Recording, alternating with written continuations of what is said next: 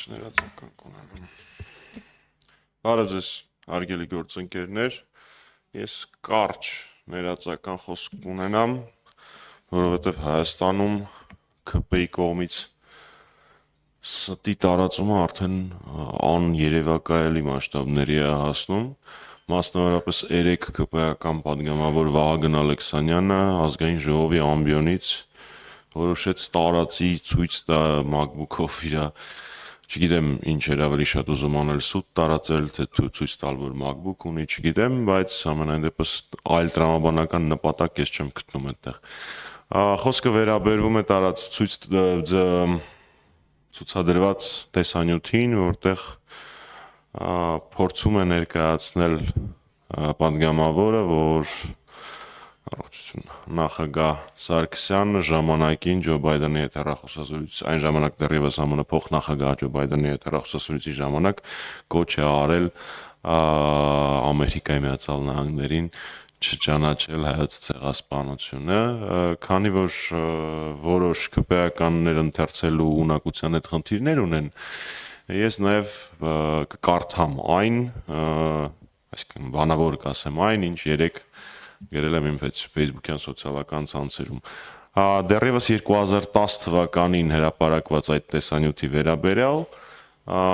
նախագահ Սարգսյանի մամլո խոսնակը տարածել է հերքում, որ ունի մի քանի կարևոր կետ։ Նման բան երբևէ չի եղել որևէ հեռախոսազրույցի ժամանակ։ Բ. Հայկական կողմը իր համաձայնությունն է տվել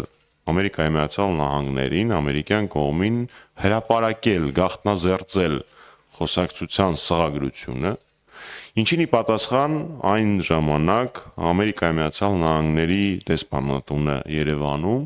հերքում է տարածել, որ երբևէ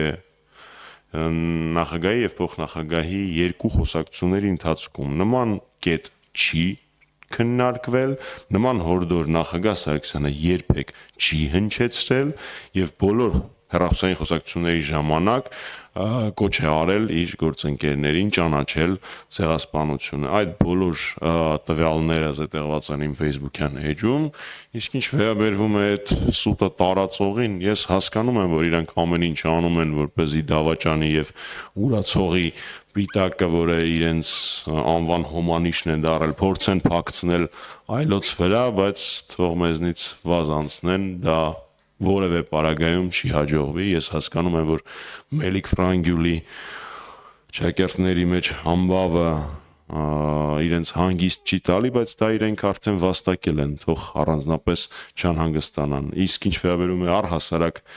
ապրիլի 24-ին ընդառաջ նման խոսակցություններին, կարծում եմ նախագահ Սարգսյանի պաշտոնավարման հետագիծը, ինչպես նաև կուսակցության գործունեությունը այդ հարցում, կուսակցական դիվանագիտության տրամաբանության մեջ, հանրապետական կուսակցության կուսակցական դիվանագիտության մեջ ակնհայտ է ու խոսում է շատ ավելի բարձր, քան իրենց ստերը։ Այն գործընթացները, որոնք տեղի ունեցան նախագահ Սարգսյանի կառավարման ընթացքում տարբեր երկրների կողմից հայոց ցեղասպանության ճանաչման հետ կապված, 100-րդ տարելիցի շրջանակներում Հայաստան այցելած բարձրաստիճան պաշտոնյաների, երկրների նախագահների վերաբերմունքը այդ հարցին, ԵԺԿ բանաձևը, որը հետագայում հիմք դարձավ մի շարք եվրոպական երկրների խորհրդարանների կողմից ցեղասպանության ճանաչման հետ կապված, շատ ավելի խոսուն փաստեր են, քան որոշ երեսփոխանների ազգային ժողովի ամբիոնից հնչեցրած ստերը։ Հիմա ես իրոք կպատասխանեմ ձեր հարցերին։ Ազատություն ռադիոկայան Շողիկ Գալստյան, խնդրեմ։ Պարոն Մամիջանյան, ես ուզում եմ սահմանին տիրող իրավիճակից խոսեք,